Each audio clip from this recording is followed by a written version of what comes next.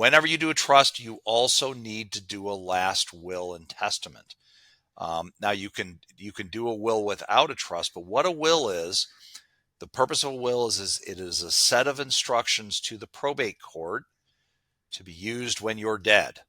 So it is literally, I'm Scott, here are the assets that I have, here's what I want the judge to do with the assets that I have, and here are the basic rules. So the will is exclusively focused on passing assets after your demise.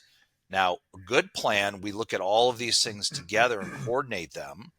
And what we really try to do is get most of the assets, especially if we're talking about real estate, into a trust. So there's very little that's dealt with by the will, but it's still necessary.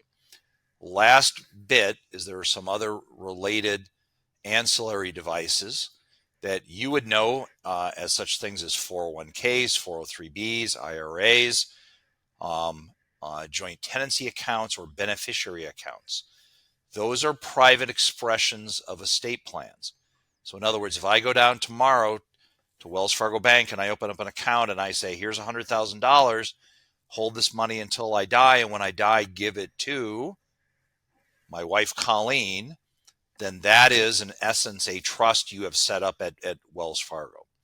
So when we do good planning, when we look at estates, it starts with the word estates. So what are all these accounts? Do you have that account at Wells Fargo? Do you have real estate? Do you have all these different things? And then what are the collection of tools that we're going to use to make the management of your life and these assets easy, and to make the transition of the assets to your loved ones smooth and efficient when you're not with us anymore? That's the easiest way I would describe it. Got it. And if I remember correctly, if your property's held in an estate, or excuse me, your property's held in a trust, that avoids probate. That's correct. That's correct. In almost every circumstance.